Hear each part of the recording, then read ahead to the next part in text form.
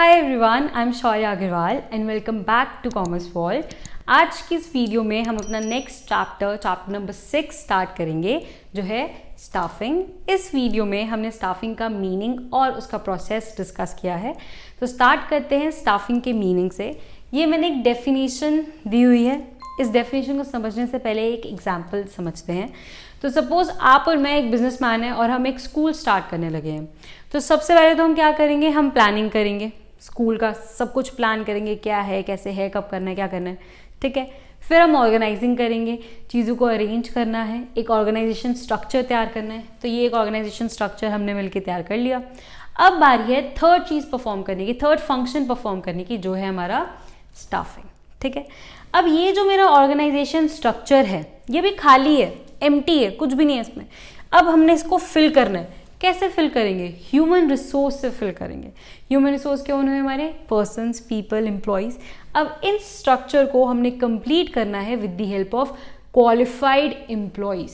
तो स्टाफिंग में बेसिकली हम क्या करते हैं, जो भी मेरा ऑर्गेनाइजेशन स्ट्रक्चर है उसको फिल करते हैं विद क्वालिफाइड एम्प्लॉयज़, ठीक है।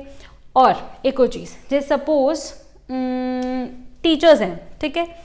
तो हमारे स्कूल में ना एक टीचर हमेशा ऐसी होती है जो हर 6 महीने बाद, 5-6 महीने बाद चेंज होती रहती है।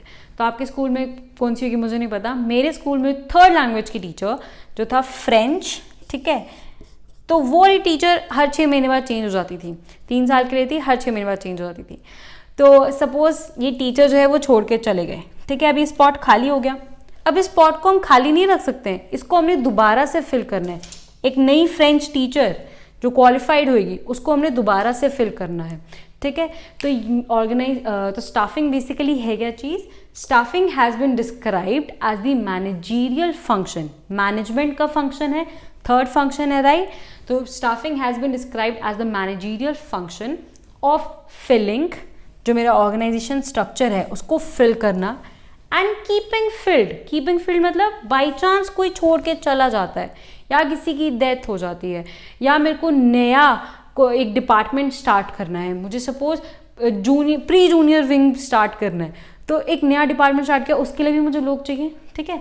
तो keeping filled the positions in the organisation structure, इसे हम क्या बोलते हैं? स्टाफिंग। स्टाफिंग जो है वो बेसिकली कंटिन्यूअस प्रोसेस है। जैसे आज मैंने बिजनेस स्टार्ट किया, मैंने स्टाफिंग की, मैंने लोगों को रिक्रूट किया, उन्हें हायर किया, सिलेक्ट किया, ट्रेन किया, मैंने अपना ऑर्गेनाइजेशन स्टार्ट कर दिया। लेकिन बीच बीच में ऐसा होएगा कुछ लोग छोड़ के चले जाएंगे, फिर उन पोजीशंस को मैंने दोबारा से रीफिल करना है। तो ये सब क्या हुआ मेरा? स्टाफिंग। अब स्टाफिंग का मतलब सिर्फ ऑर्गेनाइजेशन स्ट्रक्चर को फिल करना नहीं है। स्टाफिंग का मतलब हुआ है कि उस ऑर्गेनाइजेशन स्ट्रक्चर को, उन जॉब पोजीशंस को फिल करना है with right person at right time. मतलब कि सही जगह पर, सही टाइम पर सही इंसान को अपॉइंट करना। तो वो कैसे होगा? प्रॉपरली स्टाफिंग से।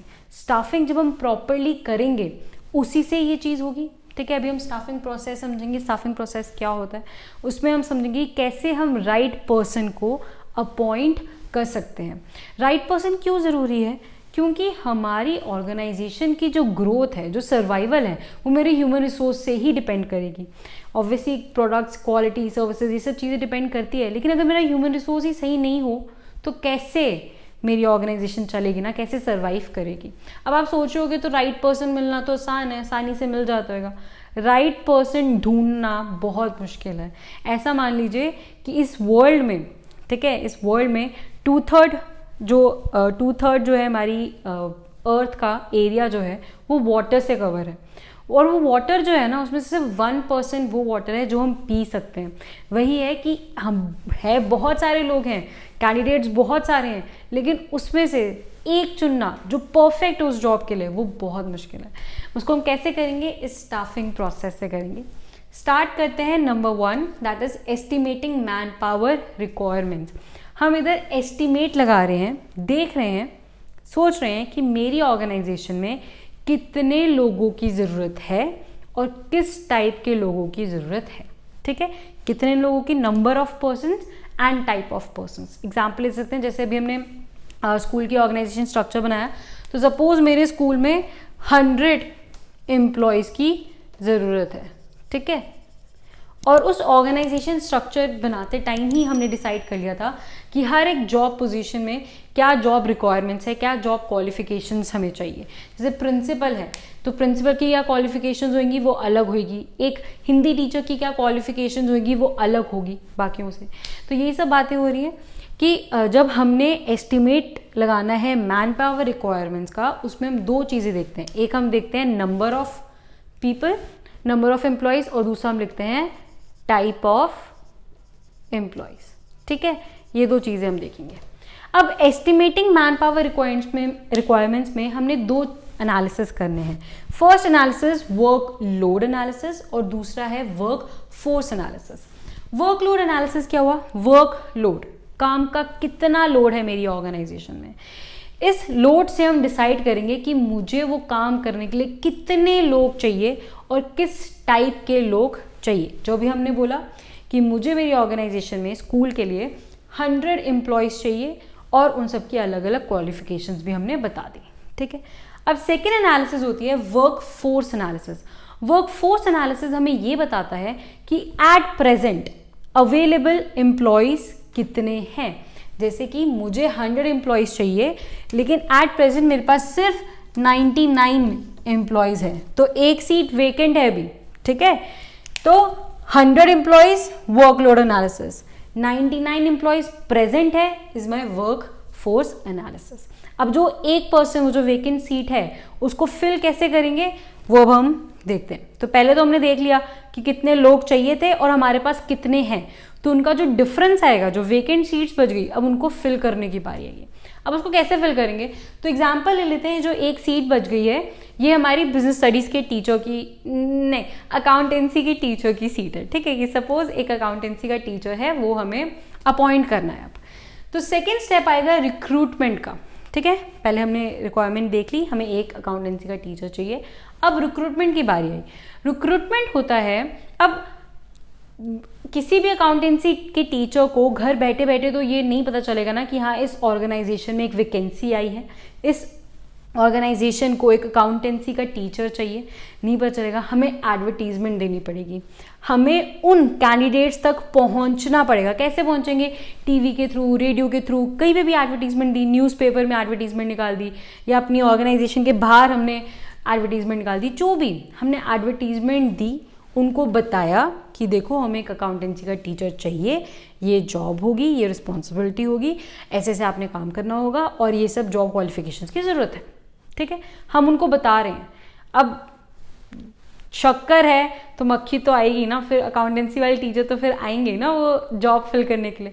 तो बेसिकली रिक्रूटमेंट में क्या हो रहा है, सर्चिंग फॉर प्रोस्पेक्टिव कैंडिडेट्स। हम सर्च कर रहे हैं, हम जो जितने भी कैंडिडेट्स हैं जो अप्लाई कर सकते हैं इस जॉब के लिए, हम उनको सर्च कर रहे हैं and stimulating them to apply for job. और उनसे हम पर्सुएट कर रहे हैं, उनको हम बोल रहे हैं कि आओ और इस जॉब के लिए अप्लाई करो, ठीक है।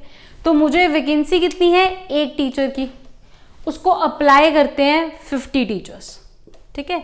50 अकाउंटेंसी टीचर्स अलग अलग जगह से आते हैं और अप्लाई करते हैं, ठीक है। ये हो गया हमारा रिक्रूटमेंट। अब वो 50 कैंडिडेट्स जो आए हैं उनमें से एक बेस्ट एम्प्लॉय, एक बेस्ट टीचर मैंने सिलेक्ट करना है। वो आ गया हमारा third step, that will be selection. तो सिलेक्शन क्या हुई? Choosing from among the prospective job candidates, choosing the best among the prospective candidates. जितने भी कैंडिडेट्स आए उसमें से जो भी बेस्ट होगा ना उसको चूज करना है। सिलेक्शन के आगे सिलेक्शन का अलग से प्रोसेस है, अलग अलग स्टेप्स होते हैं सिलेक्शन के।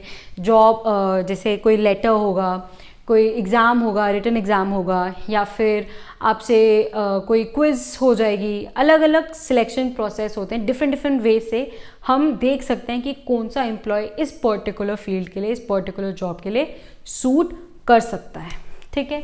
ये हो गया हमारा सिलेक्शन। अब एक बार बता देते हैं, हमने मैन पावर रिक्वायरमेंट्स को एस्टिमेट किया, हमने देखा एक एम्प्लॉय की ज़रूरत है। फिर हमने रिक्रूटमेंट की, हमने एडवर्टीजमेंट निकाली कि हमें एक अकाउंटेंसी के टीचर की ज़रूरत है और जो भी इंटरेस्टेड कैंडिडेट्स हैं वो आके अप्लाई कर सकते हैं। और 50 लोगों ने अप्लाई किया। उस 50 लोगों में से मैंने उन सबका कंपटीशन लिया, अलग अपने वे से इंटरव्यू लिया या एग्ज़ाम लिया, जैसे भी लिया, और मैंने उसमें से एक बेस्ट एम्प्लॉय को सिलेक्ट कर लिया। अब जो फोर्थ स्टेप है वो है हमारा प्लेसमेंट एंड ओरिएंटेशन। ठीक है, ये दो वर्ड्स हैं, एक है प्लेसमेंट और दूसरा है ओरिएंटेशन। प्लेसमेंट का मतलब हुआ कि उस एम्प्लॉय ने आके अपनी जॉब एक्वायर कर ली, आके उस जॉब में बैठ गए। तो प्लेसमेंट का क्या मतलब हुआ? Employ occupying the position for which he has been selected. जिस पोजीशन के लिए, जिस चीज़ के लिए उनको सिलेक्ट किया गया था, जिस जॉब के लिए उनको सिलेक्ट किया गया था, उस जॉब को उन्होंने ऑक्यूपाई कर लिया। अब जैसे अकाउंटेंसी का टीचर था तो वो आए, स्कूल में आए और उन्होंने उस जॉब को ऑक्यूपाई कर लिया। अब उसको हम उनको सब कुछ बताएंगे कि आपका क्या काम होगा, इन डिटेल एक एक चीज़ बताएंगे, क्या काम होगा, कितने बजे से कितने बजे तक आपने काम करना है। जॉब लेटर बेसिकली हम सब चीज़ें देते हैं। ठीक है, फिर है ओरिएंटेशन। प्लेसमेंट हो गई उनकी, वो आए अपनी जॉब पे बैठ गए। अब ओरिएंटेशन, ओरिएंटेशन का मतलब होता है उस सिलेक्टेड कैंडिडेट को, एम्प्लॉय को अपने बाकी स्टाफ से इंट्रोड्यूस करवाना, अपनी ऑर्गेनाइजेशन के रूल्स और पॉलिसी से फेमिलियराइज करवाना, उनको बताना कि हमारे क्या रूल्स हैं, हमारे क्या पॉलिसीज़ हैं। जैसे रूल क्या हो सकता है कि हमारा स्कूल सुबह 8 बजे खुलता है और 2:30 बजे छुट्टी होती है, बीच में आधे घंटे की ब्रेक होती है। ऐसे रूल्स, पॉलिसीज़, ये सब चीज़ें उनको बतानी। और या फिर ये भी हो सकता है जैसे आपको सिर्फ सूट पहनने, आप जीन्स नहीं पहन सकते। जो भी चीज़ें हैं, जो भी रूल्स हैं, पॉलिसीज़ हैं, उनको वो सब चीज़ें बतानी है। तो प्लेसमेंट के बाद क्या आएगा? ओरिएंटेशन। ओरिएंटेशन में क्या होता है? It is introducing the selected employ to rest of the employees and familiarizing him with company's rules and policies। ठीक है, हमने ये सब भी कर लिया, उनको बता दिया, उनको सिलेक्ट कर लिया, उनको प्लेसमेंट भी कर दी, उनकी ओरिएंटेशन भी होगी, उन्होंने सबसे बाकी सभी स्टाफ मेंबर से मिला भी दिया। अब जैसे न्यू टीचर है, ठीक है, कोई न्यू टीचर है, जैसे आप मेरे को ही ले लो, बेशक उसको नॉलेज बड़ी है चीज़ों की, लेकिन अब उस चीज़ को कैसे इम्पार्ट करना है, अपनी नॉलेज को कैसे बच्चों से शेयर करना है, टीचिंग कैसे करनी है, उसमें थोड़ा सा कच्चे हैं। तो उसके लिए क्या करेंगे? उनकी ट्रेनिंग होगी, उनको ट्रेन किया जाएगा कि कैसे आप अपनी स्किल को अपग्रेड कर सकते हैं, बेटर कर सकते हैं। तो ये 2 वर्ड्स हैं, एक है ट्रेनिंग और डेवलपमेंट। इन दोनों में बहुत फ़र्क है। ट्रेनिंग जो है, ट्रेनिंग में कहते हैं कि हम आपकी जो एग्जिस्टिंग स्किल है, जो आपको टीचिंग करना आता है, उसको हम अपग्रेड कर देंगे।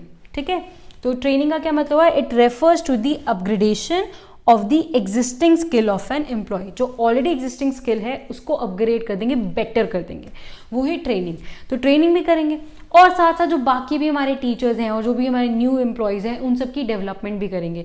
डेवलपमेंट में हम ओवरऑल डेवलपमेंट लेते हैं, उसमें किसी एक स्किल की नहीं बात होती है। और तो बात हो रही होती है कि आपको न्यू स्किल्स हम देंगे, न्यू स्किल्स इम्पार्ट करेंगे, आप पे आपको नई नई चीज़ें सिखाएंगे, आपकी ओवरऑल डेवलपमेंट करेंगे।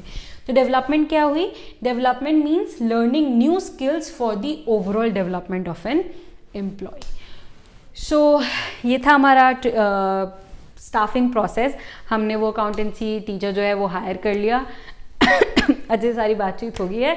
So that's it guys, that's it for today. I hope आपको समझ आया हो। नहीं आया हो तो मैं हमेशा बोलती हूँ, अभी भी बोलूँगी, कमेंट सेक्शन, इंस्टाग्राम पे, कहीं पे भी आप हमें मैसेज कर सकते हैं, हम आपको रिप्लाई ज़रूर करेंगे। और इंस्टाग्राम पे आप हमें फॉलो कर सकते हैं, हम ढेर सारे निमोनिक्स शेयर करते हैं और क्वेश्चंस भी हम डेली शेयर करते हैं। So you can totally check that out. और don't forget to subscribe to my YouTube channel and push the bell icon so that every time we upload a video you get notified, ताकि जितनी भी important videos है ना, आप miss ना करें। So thank you so much guys for watching it.